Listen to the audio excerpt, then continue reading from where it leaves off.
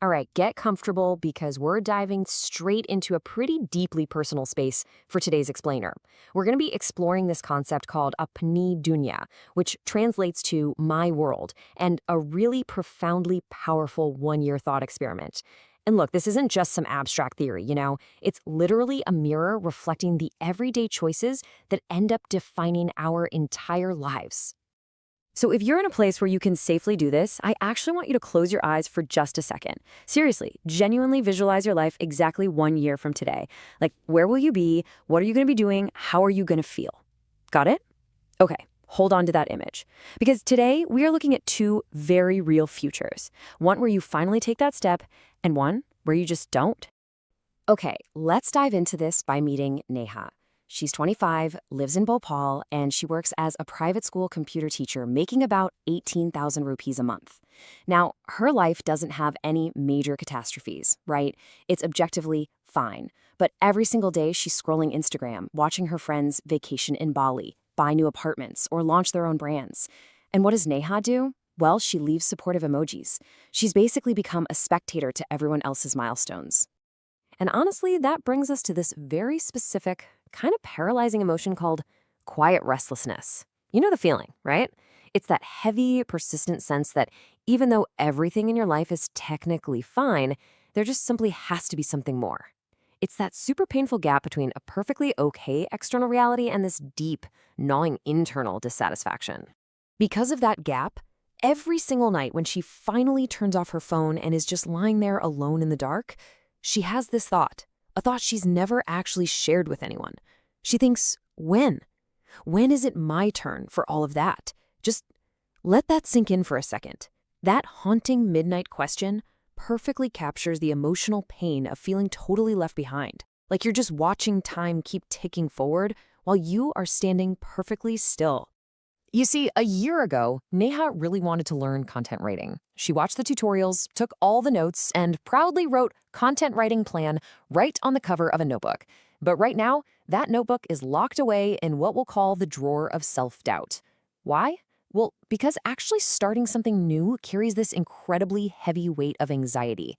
The voices creep in. What if absolutely nothing happens? What are people going to think? What if I totally fail? And honestly, that fear is so uncomfortable that Neha just chooses to ignore it completely. But right here is where our thought experiment splits. Think of it like a sliding doors moment. Let's look at two distinct side-by-side futures that hinge entirely on what she decides to do with that drawer today. Timeline 1. That's inaction. The exact same school, the exact same 18,000 rupees, and those same agonizing midnight questions. But timeline 2 is action. We're talking regular clients, extra income, and a completely new identity. So let's explore timeline 1 for a second. The reality is, ruin doesn't need a villain. It doesn't require some massive, dramatic, life-altering mistake. It literally just needs a daily choice to do absolutely nothing. And day by day, an entire year just silently vanishes. In this timeline, absolutely nothing dramatic happens. Neha just ends up exactly where she started, with that exact same ache in her chest. But wait, let's rewind the clock and change just one single variable. It's today. Neha actually opens that drawer, takes out the notebook, and instead of overthinking the whole shebang, she takes just one imperfect step. She sits down and writes a single 600-word article on a topic she absolutely loves, not even to publish it, just for herself. And you know what? In that one single hour, that massive dragon of self-doubt shrinks just a little bit. And this brilliantly illustrates how success is actually built out in the real world. It's compounding momentum. Look at this. From day 1 to month 1, sure, she has zero extra income, but she's building a solid pattern. Then, by month 2, she pitches a small skincare brand and actually lands a $3,000 gig. Fast forward to month 6, she has 3 regular clients and an extra $14,000 coming in every single month. Massive success isn't magic at all. It is literally just a series of small chronological steps. 3,000 rupees, her very first actual paycheck from freelancing. Just imagine Neha's hands trembling just a tiny bit as she looks at that number. It's absolutely monumental for her. Because, guys, it's not just about the money. It's this profound, undeniable validation. It is the exact moment she proves to herself that the outside world actually values what she creates. And I really want you to notice the trajectory here.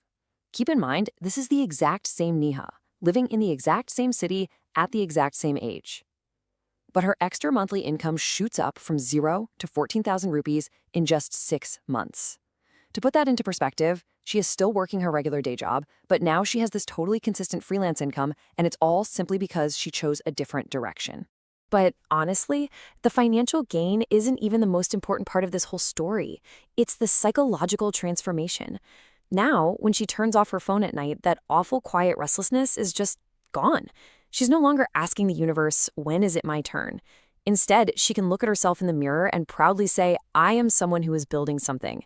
That incredibly painful question of when am I has transformed entirely into a super confident I am. She is a creator now. Because here's the reality. The time is going to pass anyway. That is the one absolute universal truth. A year is going to vanish whether you act or not. The only difference is the direction you're facing. So I have to ask you directly, which Neha are you actively choosing to be right now? Are you just securing your spot in the exact same place, or are you finally stepping into the unknown to build something new? Look, there are no magic formulas or secret life hacks in this explainer. It's just an honest conversation about taking back control. But now, the actual doing, that's entirely up to you. So here is your accountability challenge. Step 1, choose one specific skill, habit, or even just a tiny step. Step 2, I want you to write it loudly and publicly in the comments below.